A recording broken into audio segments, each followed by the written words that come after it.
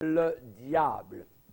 J'aimerais vous parler sur le diable ce soir. Amen. Alléluia. Pour bien vaincre, il faut bien connaître notre ennemi. Amen. Alléluia. Gloire au Seigneur. Et pour cela, évidemment, on a besoin de savoir ce que les Écritures disent donc à son sujet. Alors, si vous voulez bien, on va aller dans la parole de Dieu, dans Genèse, au chapitre 3, et un chapitre, je dirais, clé, amen, dans toute la Bible, Genèse, chapitre 3, et nous allons lire quelques versets dans ce merveilleux passage.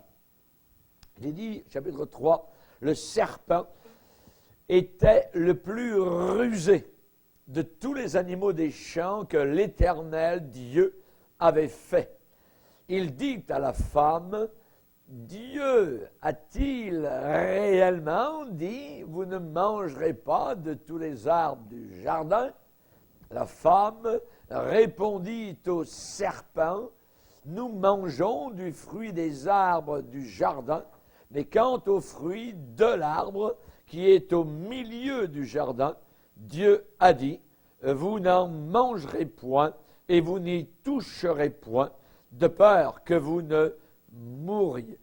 Alors, le serpent dit à la femme, vous ne mourrez point, mais Dieu sait que le jour où vous en mangerez, vos yeux s'ouvriront et que vous serez comme des dieux, connaissant le bien et le mal.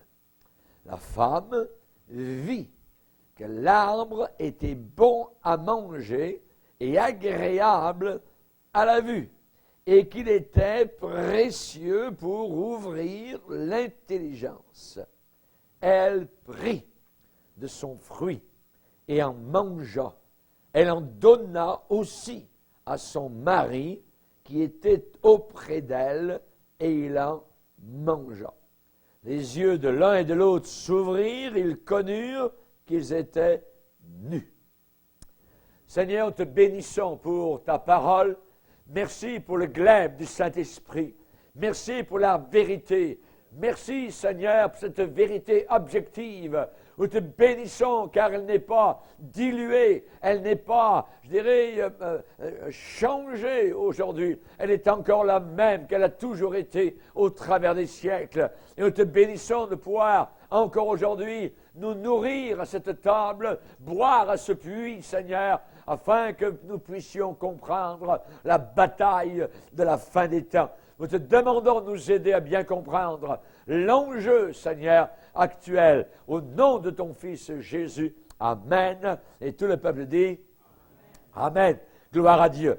Le diable, c'est la première fois dans toute la Bible où l'on mentionne donc le diable. Moïse, en écrivant la Genèse, parle du serpent. Et il dit qu'il était le plus rusé de tous les animaux des champs. C'est-à-dire que sous la forme d'un serpent, cet être maléfique était venu pour détrôner la vérité. Le diable. Évidemment, on sait qu'au Moyen-Âge, on a, je dirais, fait une caricature du diable avec des cornes, avec une fourche, avec une marmite, et là, au milieu des flammes, il était en train de travailler, les pauvres malheureux. C'est une caricature moyenâgeuse, donc des temps obscurs, évidemment, mais j'aimerais vous dire que ce n'est pas uniquement au Moyen-Âge qu'on a affaire au diable. Évidemment, la ruse qu'il emploie souvent, et encore aujourd'hui, c'est de ne pas croire en lui. Les gens ne croient pas véritablement au diable. C'est une grande ruse. Voyez, il dit que le serpent était le plus rusé. Déjà, être rusé, c'est quelque chose. Mais le plus rusé, voyez, ça veut dire que c'est très fin, c'est très pensé, c'est imaginatif, le plus rusé. Et la grande ruse aujourd'hui qu'il utilise, c'est qu'il dit, ah bien, il n'y a pas de diable, ça n'existe pas. Vous vous rendez compte? Vous voyez que les multitudes sont séduites par Satan. Il est dit que le monde entier gît dans le sein du diable. Et encore à d'autres endroits, il est dit qu'il séduit toute la terre. Donc c'est un grand, très grand séducteur, rusé. Aujourd'hui, on n'a jamais eu autant de livres de magie. Voyez, les horoscopes, l'occultisme, le yoga, le Ouija board, les religions orientales, la magie, parler aux morts, adorer les anges, ainsi de suite. Tout cela, donc, est diabolique de Satan. En Afrique, il y a encore des sorciers qui sont très puissants, qui ont des pouvoirs, donc, du diable. Le vaudouisme, ils accomplissent des choses que vous n'en croiriez pas vos oreilles, voyez, mais ça se fait par la puissance, donc, de Satan. Et évidemment, donc, ici dans nos pays, parfois on nous montre des sorcières sur des balais qui se baladent dans les airs, ainsi de suite. Non, il est encore plus séduisant que cela, voyez. Par exemple, on a instauré une fête pour le diable au travers de l'année qui s'appelle l'Halloween. Voyez, c'est une fête en l'honneur de M. Satan. Véritablement, voyez. La Bible me dit résistez au diable. Résistez au diable et il fuira loin de vous. Donc, évidemment, on ne peut pas résister au vent. On ne peut pas résister simplement à une énergie, voyez, mais on peut résister à un être qui parle, voyez, qui agit, qui séduit, qui ment, voyez. C'est un être véritable, créé par Dieu comme vous et moi. Créé par Dieu. Ne pensez pas qu'il est un Dieu, qu'il est un sous-Dieu, voyez, c'est une créature. Maléfique, il est vrai, mais c'est une créature, voyez. Résistez au diable, nous dit Jacques, chapitre 4, verset 7. Résistez au diable. Une des premières, je dirais, choses qu'un nouveau converti se rend compte, c'est qu'il doit résister au diable. C'est que les nouveaux convertis que j'ai suivis généralement sont venus quelques jours ou quelques semaines à me dire « Mais pasteur, hey, j'ai des combats, des difficultés, je suis tenté. » Je reconnais qu'il y a un diable qui ne veut pas que maintenant je marche avec le Seigneur. Certainement que le véritable chrétien a à combattre. Il doit résister donc au tentateur. Pour résister, il faut avoir absolument une foi en Jésus-Christ. Le refus de se soumettre aux sollicitations trompeuses du diable nous vient uniquement par la foi en Jésus-Christ. Le diable n'a pas peur, je dirais, des sorts, des sortilèges, du buis, de l'eau bénite, ça, il s'en fout complètement, voyez. Lui, c'est un être qui ne recule que devant une seule chose, la parole de Dieu. Il est écrit. Ça, c'est sa défaite. Voyez, sa défaite, la parole de Dieu et le sang, évidemment, de Jésus-Christ à la croix du Calvaire où il a été vaincu. Et en démasquant, évidemment, son visage trompeur, eh bien, cela nous aide grandement à lui résister. Notre résistance est facilitée en connaissant, évidemment, donc, notre ennemi. Quand vous allez en guerre, quand les gens sont partis en guerre, quand ils connaissent évidemment les stratagèmes de l'ennemi, les armes de l'ennemi, le genre d'avion, le genre de bombe, le genre de missile qu'ils envoient, c'est bien plus facile évidemment donc de les stopper, de les arrêter, de faire une contre-attaque quand on connaît évidemment donc l'ennemi. Première chose qu'on va se poser comme question, qui est Satan? Qui est Satan? Satan, c'est l'ennemi de Dieu et c'est l'ennemi des hommes. Il est ennemi de tout le monde. Il est ennemi de Dieu et il est ennemi des hommes. Tu as un ennemi. Il faut bien se planter dans la tête que nous avons un ennemi. Nous aimerions avoir tous des amis, mais nous avons un ennemi, un archi-ennemi, voyez, qui s'appelle Satan. En hébreu, Satan, ça veut dire ennemi, adversaire, celui qui est. Celui qui a de la haine, voyez, et celui qui résiste. Celui qui résiste. Le diable ne s'en va pas juste parce que vous dites va-t'en, voyez. Il va falloir vous prendre, je dirais, de bonne heure le matin. Il va falloir prendre les éléments nécessaires, vous tenir proprement devant Dieu, prier fortement, jeûner s'il le faut, pour évidemment donc résister fortement au diable. Il y a beaucoup dans la Bible de noms différents donnés au diable. Je vais vous en donner quelques-uns, voyez. Tentateur, Matthieu 4,3. Diable, Matthieu 4,5. Ennemi, Matthieu 13. Malin, le malin, Matthieu 13,38. Le dragon, Apocalypse 12. L'accusateur, Apocalypse 12. Le séducteur, Apocalypse 12. L'adversaire, 1 Pierre chapitre 5. Le menteur, Jean chapitre 8. Le père du mensonge, Jean chapitre 8, verset 44. Le meurtrier, Jean 8. Le tyran, Ésaïe 14. L'astre brillant, Ésaïe 14, le fils de l'aurore, Ésaïe 14, le Léviathan, Ésaïe 27, le chérubin protecteur, Ésaïe 28, ça c'est avant qu'il chute, l'ange de l'abîme, Apocalypse 9, le prince de ce monde, Luc 4, le prince de la puissance de l'air, Éphésiens chapitre 2, le prince des démons, Matthieu chapitre 12, 24, le Dieu de ce siècle avec un petit d, 2 Corinthiens chapitre 4, l'ange de lumière, 2 Corinthiens 11, le vainqueur des nations, Ésaïe 14, l'homme fort, Luc 11, le voleur, Jean chapitre 10, le loup, Jean chapitre 10, le lion rugissant, 1 Pierre chapitre 5, le serpent ancien, Apocalypse 12, le serpent fuyard et tortueux, Ésaïe 27, Belzébul, Matthieu 12, Bélial, 2 Corinthiens 6, Apollyon, Apocalypse 9, Abaddon, Apocalypse 9. Imaginez. Ça, c'est votre ennemi. Amen. C'est votre ennemi. Et évidemment, la Bible dévoile, évidemment, sous différents aspects. Son origine est mystérieuse. Son origine est mystérieuse. Ézéchiel 28 nous dit que c'est une créature. C'est une créature, voyez. Tu as été intègre depuis le jour où tu fus créé. Il a été créé. Voyez.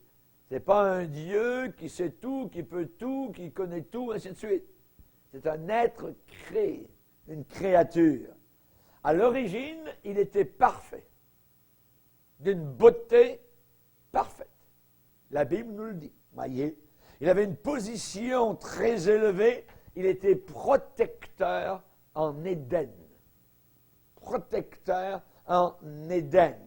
Et il est tombé un jour par orgueil. L'orgueil l'a fait chuter. Nous lisons cela dans Ézéchiel chapitre 28 et Ésaïe chapitre 14. À l'origine, il est appelé Lucifer. Lucifer, dans Lucifer, il y a le mot Luce, donc comme Luc, ou Lucie, c'est tous des noms qui veulent dire lumière. Il était prince de la lumière, voyez. Imaginez, il était créé d'une beauté totalement parfaite. Il était le porte-lumière. Mais évidemment, donc, on sait qu'il est tombé un jour par orgueil. Et il porte les attributs de la personnalité. C'est une personne. Oui, c'est une personne.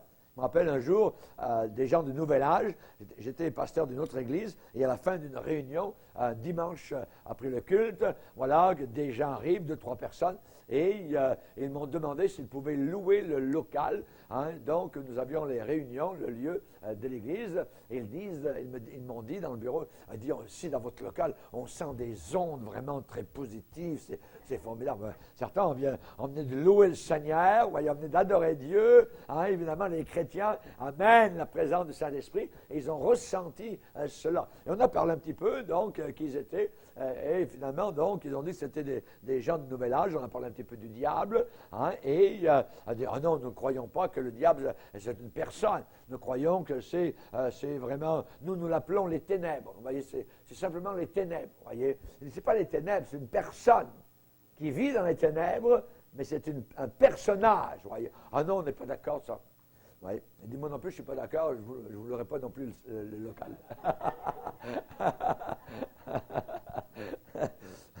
Mais on voit qu'évidemment, dans le monde, il y a toutes sortes d'idées donc sur le diable, voyez. Mais dans la parole de Dieu, on voit qu'il porte les attributs de la personnalité. Et tous les noms que je viens de vous décrire, eh bien, nous le démontrent, voyez. Le séducteur, l'adversaire, le menteur, le père du mensonge, un meurtrier, hein, tout ça, c'est un personnage, voyez. C'est un personnage. Donc, évidemment, on sait qu'une métaphore ou une image, voyez, une chose, une force, ne peut pas parler, ne peut pas agir, ne peut pas tenter, voyez, par exemple, même tenter Jésus-Christ. Et la Bible nous déclare, le tentateur s'étant approché, dit à Jésus, si tu es le Fils de Dieu, c'est un personnage. Il est allé vers la tête de l'Église, alors certainement il va venir vers vous. Voyez. Mais nous avons la puissance, nous allons le voir, évidemment, donc de le vaincre. Nous avons trois pouvoirs particuliers. Le premier pouvoir qui nous a été donné, c'est de devenir enfant de Dieu. À tous ceux qui l'ont reçu, il a donné le pouvoir de devenir enfant de Dieu. Et ensuite, pour la marche chrétienne, Jésus a dit, je vous donne le pouvoir de marcher sur les serpents, les scorpions et toute la puissance du diable. Toute la puissance de l'ennemi. Donc, on a ce pouvoir. Et finalement, là-haut, dans la gloire, nous serons assis sur des trônes. Alléluia. Et à ceux qui seront assis sur les trônes, ils auront le pouvoir de juger. Le pouvoir de juger. Nous jugerons le monde. Imaginez. Nous allons participer au jugement du monde avec Jésus-Christ. Jésus va nous faire participer au jugement du monde. Rendez-vous compte? Alléluia. Que Dieu soit glorifié. On a un grand pouvoir. On a un très grand pouvoir. Amen. Que Dieu soit glorifié. On a un pouvoir sur le diable. On peut le vaincre. Ils l'ont vaincu par le sang de Jésus et par la parole de leur témoignage. Mon témoignage, alléluia, c'est que je suis sauvé. Je ne suis plus ce que j'étais. Jeunes gens, vous êtes forts parce que vous avez vaincu le diable. Amen. Et que la parole de Dieu demeure en vous. Alléluia. Merci Seigneur. Donc, évidemment, le diable est une personne. Hein? Évidemment, une métaphore ne peut pas lutter contre Dieu avec ruse et avec une force inouïe. Voyez, ne peut pas, je dirais, tenter une métaphore, une chose ne peut pas tenter les anges. Il a tenté les anges. Et un tiers des anges, dans sa rébellion, ont suivi le diable. Voyez, quand vous avez une division dans une église, c'est toujours satanique. C'est toujours le diable. Voyez. Pourquoi? Parce que même il a divisé les anges. Il a divisé l'église angélique. Voyez. Et il y en a un tiers qui sont partis et les deux tiers sont restés fidèles au Sauveur. C'est ce que la Bible nous enseigne. Voyez. Le diable qui les séduisait, un jour il aura sa fin. Amen. Il va être jeté dans l'étang de feu et de soufre et il sera tourmenté. On ne peut pas tourmenter une image, une métaphore, une chose, voyez, une chaise. Non. Le diable qui les séduisait fut jeté dans l'étang de feu et de soufre où il sera tourmenté jour et nuit au siècle des siècles. Amen. Et il va emmener avec lui, il sait très bien où est-ce qu'il va aller, voyez. Et il va emmener évidemment le plus grand nombre de personnes. La Bible ne contient aucune des représentations, je dirais, grotesques du diable et de l'enfer, qui étaient familières donc au Moyen-Âge, entrant avec sa fourche, ses cornes, ainsi de suite. Pas du tout. C'est un ange de lumière, d'une beauté magnifique. Vous voyez, d'une beauté magnifique. Il se déguise, vous voyez, en ange de lumière. Il utilise deux méthodes pour tromper les âmes. Vous voyez. La première, c'est qu'il se rend aux yeux, je dirais, des personnes tellement risibles et absurdes, voyez, que les gens n'ont pas peur de lui, les gens ne le craignent pas. Voyez, les images qu'on fait de lui sont tellement absurdes, voyez, les gens disent, voyons, le diable, ça n'existe pas. Je me rappelle un jour, j'avais été à une une émission de télévision au Canal 10 à Montréal. Et là, il y avait une interview, et c'est une émission qui passe à grosse écoute à cette époque-là. Et on parlait du diable. Alors, j'ai dit, oui, c'est un personnage réel, tout ça. Et il y avait un curé qui était à côté de moi, et il dit à l'intervieweur, il dit, non, c'est pas vrai ce qu'il dit, c'est un pasteur, ça, il ne connaît pas. Il dit, non, le diable, ça n'existe pas. Peut-être ça existait dans le passé, mais maintenant, c'est terminé, ça. Oui. Imaginez. Oui. Ça ne m'étonne pas, évidemment, que beaucoup de prêtres et de curés donc, racontent des mensonges, évidemment, emmènent les gens vers l'enfer éternel. Le diable utilise deux méthodes. Il se rend à leurs yeux tellement risible et absurde que les gens ne le craignent pas. Et la deuxième méthode dont il se sert pour tromper les âmes, c'est qu'il les persuade qu'ils n'existent pas. Ça n'existe pas. Et quand vous croyez que ça n'existe pas, voyez, alors vous le voyez nulle part. Vous ne le voyez plus, voyez, mais nous le voyons tous les jours. Voyez. Nous, comme chrétiens, nous avons affaire, évidemment, donc, à cet esprit maléfique. Donc, particulièrement, les gens sont incapables de résister aux assauts du diable, puisqu'ils n'y croient pas. Ils ne peuvent pas y résister. Donc, il faut, nous, comme chrétiens, le prendre très au sérieux. Il faut le prendre très au sérieux. Rappelons-nous l'archange Michel, lorsque Moïse est décédé. Il y a eu un combat diabolique sur le corps de Moïse. Et la Bible dit que l'archange Michel contestait avec le diable et l'archange Michel a contesté, a combattu contre Satan et il n'a pas porté de jugement injurieux. Voyez. Mais il a dit simplement, l'archange Michel a dit à Satan que le Seigneur te réprime. Que le Seigneur te réprime. Donc, soyons assez intelligents pour apprendre que nous avons un ennemi redoutable. Nous avons tous un ennemi redoutable. Mais Dieu nous donne sur lui, je le répète, la victoire. Jésus a bien dit, je vous ai donné le pouvoir, la force de marcher sur les serpents, les scorpions et sur toute la puissance du diable. L'apôtre Pierre va dire, votre adversaire, le diable, rôde autour de vous comme un lion rugissant. Résistez-lui avec une foi ferme, sachant que les mêmes souffrances sont imposées à vos frères et sœurs dans le monde entier. C'est la même chose sur les 5 continents. Voyez? Donc, évidemment, on peut lui résister. Et évidemment, j'aimerais donc vous dire particulièrement donc, les tactiques de l'adversaire. Il y a différentes tactiques. L'apôtre Paul a dit, nous n'ignorons pas les stratagèmes du diable. Ça veut dire qu'il les savait, il les connaissait. Et nous devons les connaître aussi. La première, c'est que c'est un tentateur. Un tentateur. La première tentation de Jésus-Christ, dans Luc chapitre 4, il est dit, Luc 4, mais aussi Matthieu 4, après avoir jeûné 40 jours et 40 nuits, Jésus eut faim. Le tentateur, s'étant approché, lui dit, si tu es fils de Dieu, ordonne que ces pierres deviennent des pains. Et Jésus répondit, il est écrit, l'homme ne vivra pas de pain seulement, mais de toute parole qui sort de la bouche de Dieu. Votre vie, ma vie, c'est la parole de Dieu. Je vis, nous vivons par les Écritures. C'est notre pain. Alors, nous devons nous nourrir de cela. Mais le tentateur a une tactique, c'est qu'il essaye. Voyez, tenter, ça veut dire essayer, ça veut dire éprouver, mettre à l'épreuve. Dieu ne nous tente pas pour le mal. Voyez, il nous éprouve, il nous met à l'épreuve pour le bien. Voyez, pour nous purifier, pour un développement donc de caractère, que notre caractère chrétien devienne plus fort. Voyez, et Dieu peut permettre certaines épreuves, comme Abraham. Dieu mit Abraham à l'épreuve. Le fils que tu as eu dans ta vieillesse, eh bien, amène-moi-le sur la montagne, sacrifie-moi-le. Voyez, quelle épreuve.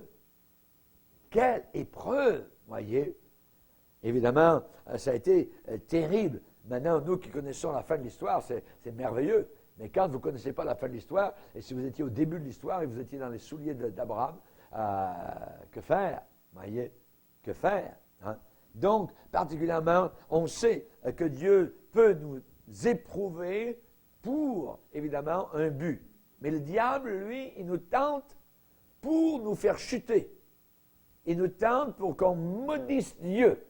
Il nous tente, comme il l'a fait avec Job, pour que finalement, toute l'histoire se termine avec Job sorti en dehors de la communion de Dieu.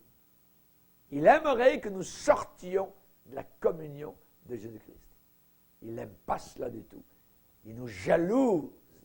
Il jalouse donc, il est jaloux de cette communion, ce salut que nous avons et qu'il n'aura jamais. Ouais. Qu'il n'aura jamais. Il sait qu'il va en enfer. Voyez. Il est appelé donc le tentateur. Voyez.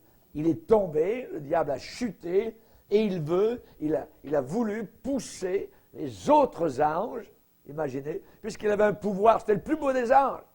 Quelle autorité sur les anges, les archanges, voyez, les chérubins.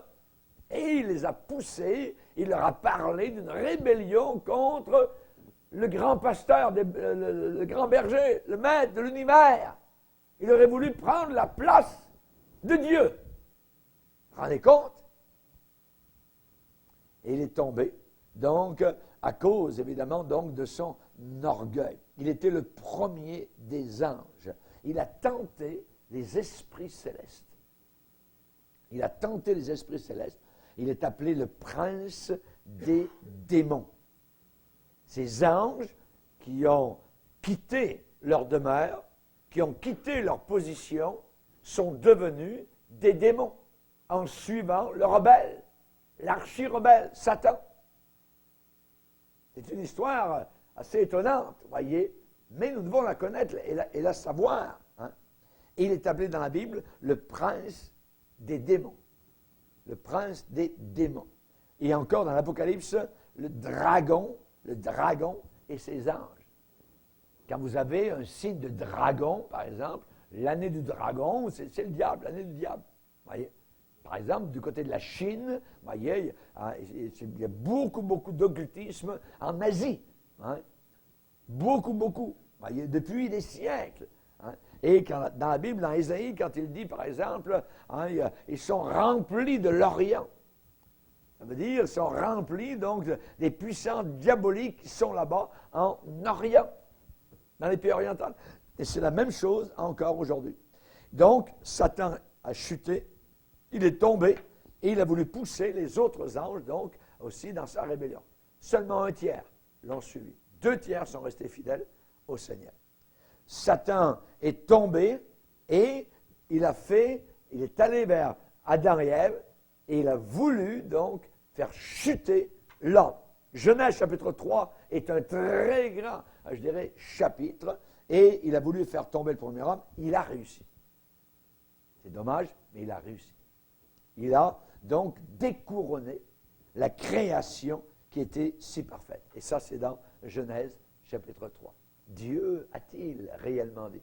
Le diable met en doute, premièrement, la parole de Dieu. Ne mettez jamais en doute les Écritures. C'est votre socle, c'est votre appui. C'est la seule chose, voyez, si Dieu dit une chose, il veut la dire. Il a voulu dire ce qu'il a voulu dire, voyez. Et nous devons donc bien comprendre le Seigneur et ne pas tordre la parole de Dieu. Le diable veut nous faire douter de Dieu. Et c'est ce qu'il a réussi avec Adam et Ève. Dieu a-t-il? Il pose une question simplement. Il n'a pas dit désobéir à Ève, désobéir à Dieu, voyez. Non. Dieu a-t-il? Voyez, le plus rusé, c'est une ruse terrible. Hein? Et soudain, Ève, qui était certaine de ce que Dieu avait dit, soudain n'était plus certaine. Il veut nous déstabiliser aussi par rapport à notre foi dans le Seigneur. La foi vient de ce qu'on entend, et ce qu'on entend vient de la parole de Christ. Il veut nous faire douter de la parole de Jésus, notre Sauveur. Donc, il a fait tomber une partie des anges, il a fait tomber le premier homme, voyez, Et plus que cela, il s'est acharné contre le Fils de Dieu. Contre le Fils de Dieu, évidemment. Donc, n'arrivant pas, évidemment, à avoir Jésus-Christ dans ses cordes, la Bible dit qu'il se retira jusqu'à un moment favorable. Il est toujours quelque part, derrière un buisson, derrière une pierre, il vous attend là, au bord du chemin. Soyez toujours sur vos gardes. Il veut vous surprendre.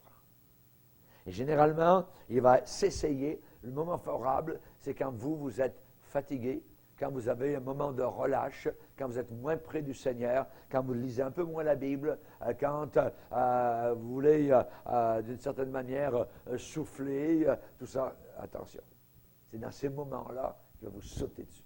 Vous voyez, il va vous attaquer, il veut complètement vous dévorer. Donc, il s'est acharné contre le Fils de Dieu. Et on sait que Jésus a été, évidemment, éprouvé en toutes choses, comme nous. Il a passé au travers de la moulinette, vous voyez, il est devenu vraiment de la farine, vous voyez, au travers de toutes les épreuves, le diable, et on va voir tout à l'heure, le diable s'est servi de toutes sortes d'humains, il se sert des hommes aussi, vous voyez, pour faire son travail. Alors, votre adversaire, le diable, rôde. Ça veut dire que c'est un rôdeur.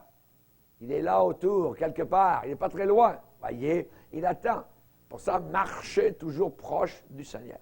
Marchez proche de Jésus-Christ. Les incrédules, évidemment, sont victimes de Satan. Dans la Bible, ils sont appelés enfants du diable. Enfants du diable, voyez. Dans 2 Corinthiens, ça dit qu'ils ont l'intelligence aveuglée. Le Dieu de ce siècle a aveuglé l'intelligence. C'est comme s'il leur a lancé du nitre dans les yeux, voyez, pour les yeux spirituels, pour qu'ils ne comprennent rien, ils ne voient rien du tout de ce qui se passe, voyez, alors que nous sommes aux premières loges, voyez, nos yeux ont été éclairés par le Saint-Esprit, nous comprenons jusqu'à un certain point, évidemment on ne comprend pas tout, mais on comprend vraiment notre salut, on sait où on va, on a une bonne connaissance, évidemment, que par rapport à ce que le païen connaît, qu'on ne connaisse absolument, je dirais quasiment rien du tout, voyez. Pourquoi? Parce que le diable a aveuglé leur intelligence. Ils ne sont pas intelligents. Leur intelligence est aveuglée. Ils se pensent sages. Voyez, en réalité, la Bible dit qu'ils sont fous. Voyez. Donc, l'intelligence aveuglée par Satan. Et on sait dans Apocalypse 20 que toutes les nations sont séduites. Toutes les nations sont séduites par le diable. Rendez-vous compte? Les 200 pays à peu près, donc autour de la terre, sont tous séduits par le diable.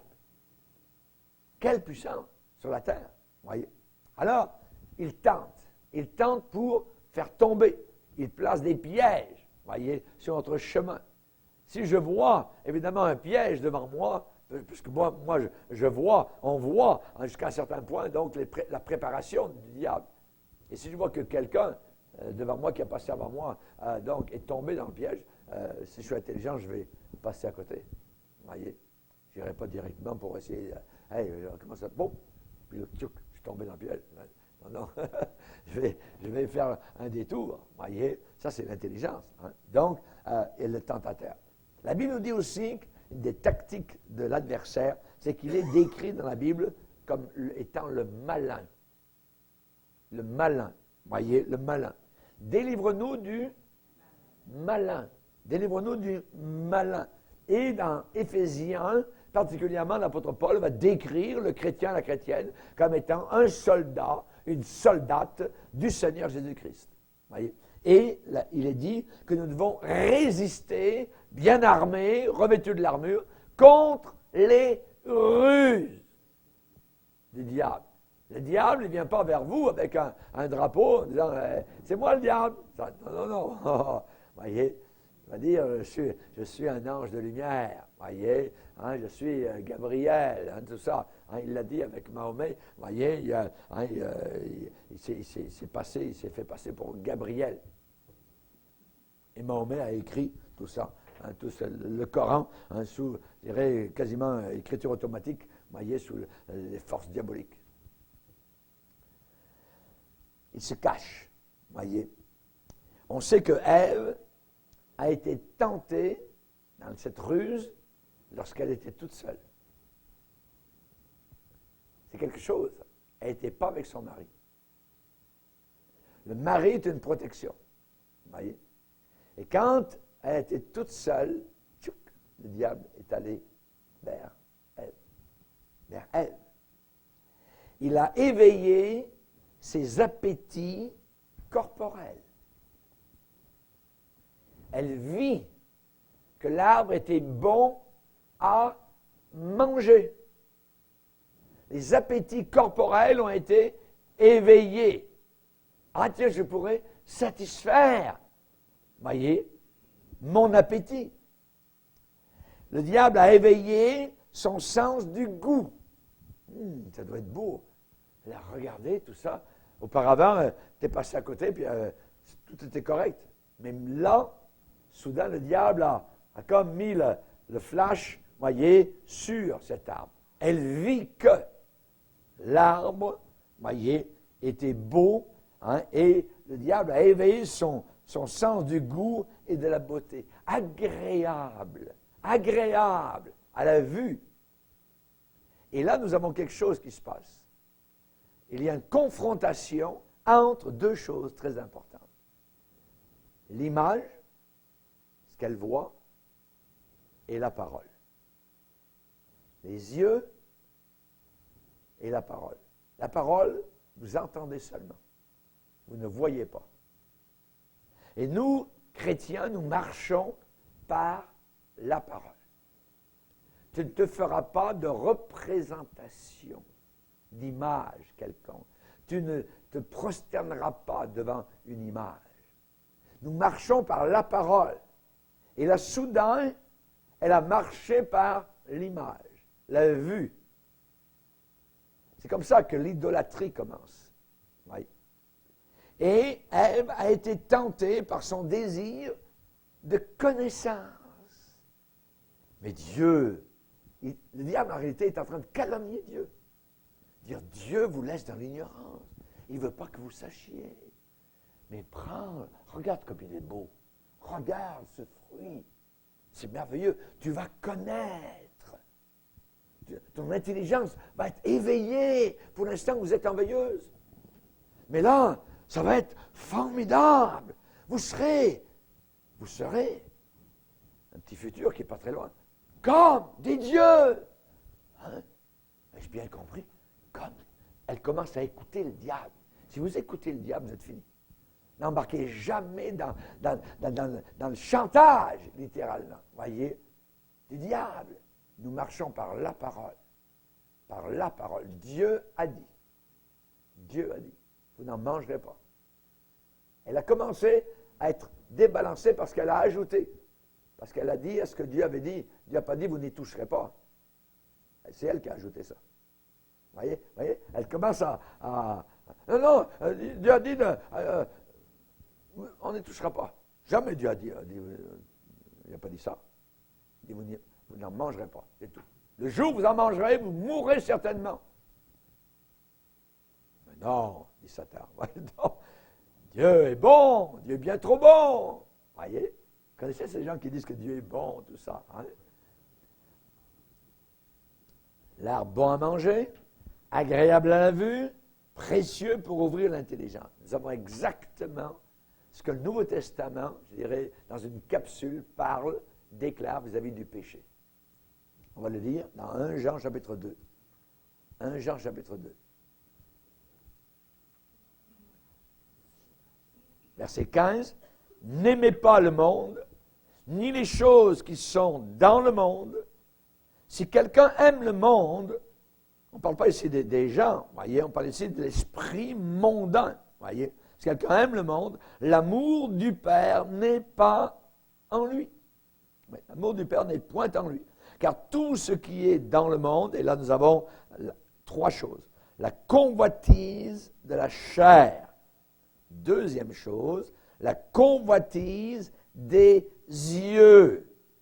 Et troisième chose, l'orgueil de la vie ne vient pas du Père, mais vient du monde. Et le monde passe, et sa convoitise aussi. Mais celui qui fait la volonté de Dieu demeure éternellement. Amen. Le monde passe. Autant on emporte le vent. Voyez? Donc, mais celui qui fait la volonté de Dieu demeure pour l'éternité. pour l'éternité. Donc, bon à manger, nous avons ici la convoitise de la chair. Agréable à la vue, nous avons la convoitise des yeux. On oublie la parole, on regarde seulement. Voyez? Et précieux pour ouvrir l'intelligence. Ah, je veux être intelligent, l'orgueil de la vie. L'orgueil de la vie. Ouais. Donc, une question en apparence tout à fait innocente sur Dieu et sa parole, et soudain ça a créé dans Ève le doute, ça a créé la calomnie contre Dieu, c'est un appel à s'élever contre Dieu, à l'orgueil, hein, à la révolte. Le diable calomnie Dieu et calomnie l'homme. Vous vous rappelez de Job, voyez, un autre cas pour Job, chapitre 1 et 2 dans le livre de Job, eh bien, Job, lui, il a été tenté à douter de l'amour de Dieu, à douter que Dieu l'aimait, même au travers de tout ce qui pouvait lui arriver, donc de cette défection de sa femme, hein, ses enfants qui meurent, sa prospérité qui s'envole hein, comme poussière au vent, la maladie ensuite qui l'attaque, hein, tout cela derrière le rideau, ça venait du diable. Ça venait du diable, voyez. Et évidemment, donc, il a été tenté, et le diable, ce qu'il désirait, c'était que Job lève le poing contre Dieu, hein, doute de Dieu, abandonne la foi. Voyez l'enjeu. Hein, le tentateur. Hein. Et Satan a voulu le faire blasphémer ouvertement. Sa femme même lui a dit « Maudit Dieu !» Voyez? Et c'est quelque chose. Maudire Dieu, c'est blasphémer le Seigneur. On ne peut pas blasphémer le Seigneur. Voyez? Et Job était intègre et il n'a jamais donc fait une telle chose. Il n'a jamais attribué quoi que ce soit de mauvais ou d'injuste au Seigneur. Il ne comprenait pas, c'est vrai, comme nous parfois ne comprenons pas, mais n'attribuons jamais rien d'injuste à Dieu. Dieu n'est pas injuste. Pour oublier votre travail et l'amour que vous avez montré, donc pour son nom. Dieu n'est pas injuste. Dieu n'est pas injuste, voyez. Donc, n'oublions jamais cela. Mais Satan veut nous dire, regarde, Dieu est injuste. Regarde l'autre chrétien, regarde l'autre chrétienne. Elle réussit, l'autre, ça marche. Il veut nous faire regarder, au lieu de regarder vers Jésus, vers la croix du calvaire, il veut nous faire regarder vers ceux qui réussissent, exactement comme dans le psaume 73, ou Asaph, à regarder même vers les païens. Voyez, rien ne les tourmente jusqu'à leur mort. Voyez, l'orgueil, c'était comme un collier autour de leur cou, tout ça, ils ont leur langue avec eux, ainsi de suite. Rien ne les tourmente jusqu'à leur mort. Voyez, mais jusqu'à ce que j'eusse pénétré dans les sanctuaires de Dieu. Et quoi? Aujourd'hui, cet homme qui était bien vivant, maintenant, il est sur la liste de décès. Voyez? Il est mort soudainement. Ouais. Seigneur, j'étais pas vraiment selon ta parole, ta volonté quand j'agissais comme cela. Voyez? Et ensuite, il va se reprendre à la fin du psaume 73. C'est merveilleux, donc, de voir Asaph. Donc, on sait particulièrement, donc, que pour Job, Satan voulait le faire perdre, sa foi dans le Seigneur, et il s'est servi de sa femme. Il s'est servi de son épouse. Voyez? Maintenant, je n'attaque pas. Ne vous sentez pas visé. Je sais que vous êtes une bonne chrétienne, vous aimez le Seigneur, tout ça. Mais là, dans ce cas-là, particulièrement, le diable s'est servi donc de l'épouse de Job. Amen. Résistons au diable. Amen. Jésus, lui aussi, Jésus, particulièrement dans Luc 4, eh bien, c'était naturel pour lui de satisfaire les besoins de son corps. Mais après un long jeûne, évidemment, donc de 40 jours, donc ça aurait été tout à fait normal. Jésus a dû résister contre cela. Il a dû résister. C'est naturel, évidemment aussi, de Jésus d'affirmer sa divinité par un miracle éclatant. Hey, jette-toi en bas, tout le monde te verra, ça va être un show merveilleux. Et aujourd'hui, dans beaucoup d'églises, ce qu'ils veulent, c'est des shows. Voyez? Ils veulent ça, ils sont friands de cela. Voyez, Jésus a résisté, donc, évidemment, à cela. Et le diable a voulu, lui faire avoir un succès sans la croix. Le diable voulait lui faire éviter de passer par la croix des calvaires. Tout de suite, voyez, sans passer par la croix, alors que Jésus était venu pour mourir pour nos péchés. Voyez comment la ruse, évidemment, donc, de l'ennemi. Donc, on sait particulièrement que nous sommes tous visés par cet ennemi, par cet archi-ennemi, et particulièrement donc les chrétiens. Et on sait que l'apôtre Paul a parlé un jour aux chrétiens qui habitaient à Thessalonique, et il a écrit à ces chrétiens-là, et il va dire particulièrement, « Ainsi, dans mon impatience, j'ai envoyé m'informer de votre foi dans la crainte que le tentateur ne vous eût tenté et que nous n'eussions travaillé en vain. » Donc, Paul avait peur que les Thessaloniciens aient été tentés par Satan et aient abandonné totalement donc l'Église, l'Assemblée et la foi. Ouais. Donc, il a envoyé quelqu'un pour s'informer. Et quand Paul a eu les nouvelles, « Non, Paul, les chrétiens, ils résistent, ils combattent, ils sont là au poste. Ah, c'est merveilleux. » Et ça avait consolé, évidemment, ça console, évidemment, tout pasteur, tout homme de Dieu qui travaille donc à semer la bonne parole quand il voit les chrétiens qui tiennent bon contre les ruses donc de l'ennemi. On sait que l'apôtre Pierre a été poussé un jour par Satan à dire une bêtise. Alors que juste quelques instants auparavant, il vient de dire une grande vérité. Tu es le Fils de Dieu. Bravo, Pierre, c'est très bien. Tu viens de dire donc une grande vérité. Et juste après, donc, il dit à Jésus, non, tu parles de quoi là, Jésus? La croix, souffrir, être crucifié, être rejeté? Non. Et Jésus a dit, arrière de moi, Satan. Ce qui veut dire que Pierre n'était pas possédé par Satan, mais il avait dit une chose, donc, qui venait de l'enfer.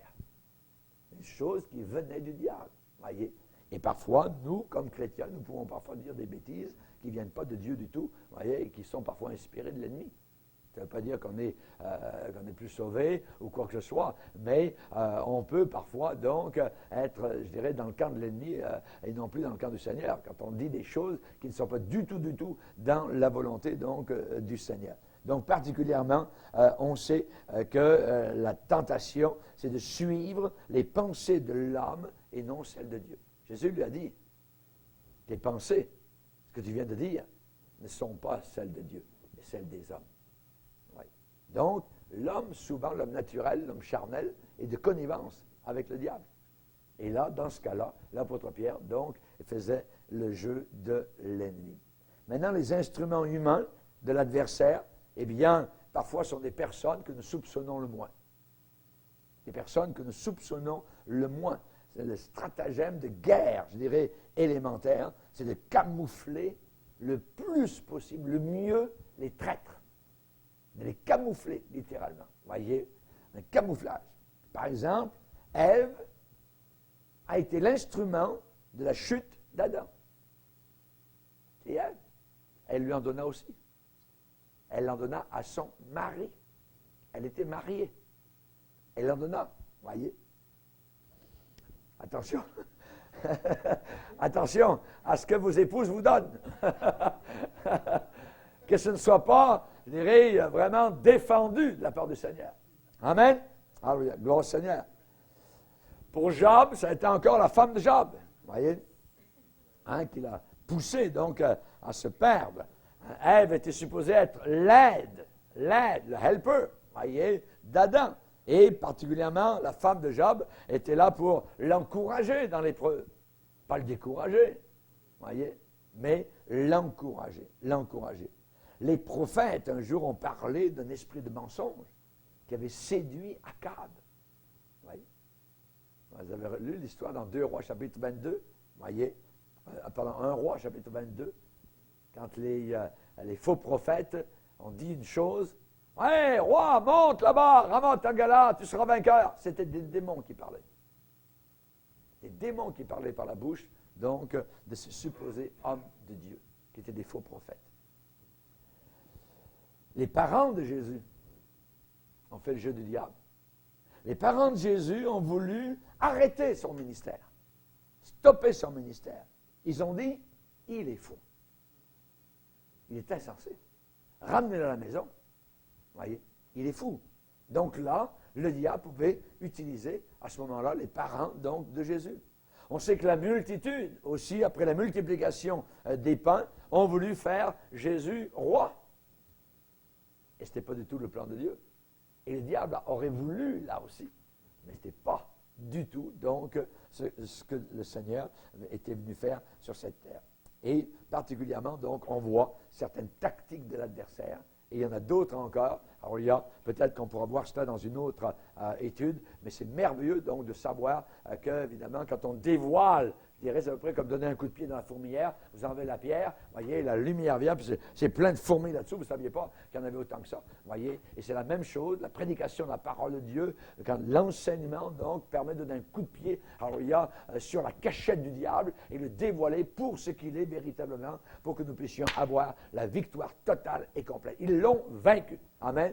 Christ l'a vaincu à la croix du Calvaire, son sang a coulé, et nous devons régulièrement rappeler au diable qu'il est vaincu. Amen. Il est vaincu, il va en enfer, il connaît très bien la Bible, il a cité à Jésus à tort et à travers, mais ce verset d'Apocalypse chapitre 22, ou 20 ou 22, 20 particulièrement, donc le verset 10, évidemment, c'est un verset qui s'applique à lui parce qu'il va en enfer, il sera tourmenté jour et nuit et au siècle des siècles. Amen. Pendant que moi, je serai dans la gloire éternelle, alors il y a consolé, heureux, béni, alors il va gémir pour toute l'éternité, hein, que l'éternel soit béni, que le Seigneur soit glorifié. Amen. Gloire au Seigneur, la terre sera liée aussi dans le ciel. Dieu regarde tout ce qui se passe, évidemment donc, sur cette terre. Évidemment, témoigner à tous ne signifie pas que tous seront gagnés à Jésus. Oui, non, on le sait. Ce n'est que lorsqu'une âme est convaincue de péché par le Saint-Esprit, qu'elle est désireuse d'accepter la parole de Dieu, qu'elle se repent, à ce moment-là, elle est sauvée. Mais tous doivent avoir l'occasion d'entendre. Voyez, tous doivent avoir l'occasion d'être sauvés. Même s'ils doivent refuser. Même s'ils doivent refuser, il faut leur témoigner. Aucune excuse ne pourra être présentée devant le trône du jugement. Ces gens-là auront la bouche fermée. Voyez, parce que nous leur avons parlé, parce que nous leur avons donné le témoignage. Amen. Donc, dire les choses clairement, voyez, simplement, être rempli du Saint-Esprit. On parle de ce qu'on connaît, on ne peut pas parler de ce qu'on ne connaît pas. Il veut nous poser des questions théologiques sur ces hommes. Je ne sais pas. Dites simplement, la Bible dit, les choses cachées sont à Dieu, les choses révélées sont à nous et à nos enfants. Je ne sais pas, mais je sais une chose. J'étais aveugle, maintenant je vois. Amen. Alors, Seigneur, nous te bénissons pour l'enseignement de ta parole. Comme nous te remercions car tu nous as appelés à être des témoins. Témoins de ta vie, cette vie surnaturelle que tu nous as accordée, Seigneur, avant les temps éternels qui vont bientôt arriver pour nous. Nous te bénissons, Seigneur Jésus. Alléluia, nous te prions que plusieurs puissent témoigner au travers de l'Assemblée, Seigneur, et que sans nous relâcher, nous puissions donner des prospectus, notre témoignage de bouche à oreille, Seigneur, et aussi par un bon témoignage, peut-être par nos actions, nos réactions au travail ou ailleurs, Seigneur, que les gens puissent voir la différence entre un chrétien et un païen. Oh, merci Seigneur. Aide-nous, Seigneur Jésus, à marcher avec toi, car si quelqu'un est en Christ, il est véritablement une nouvelle créature. Les choses anciennes sont passées, et voici que toutes choses sont devenues nouvelles. Merci Père, au nom de ton Fils Jésus. Amen. Et tout le peuple dit Amen. Gloire à Dieu.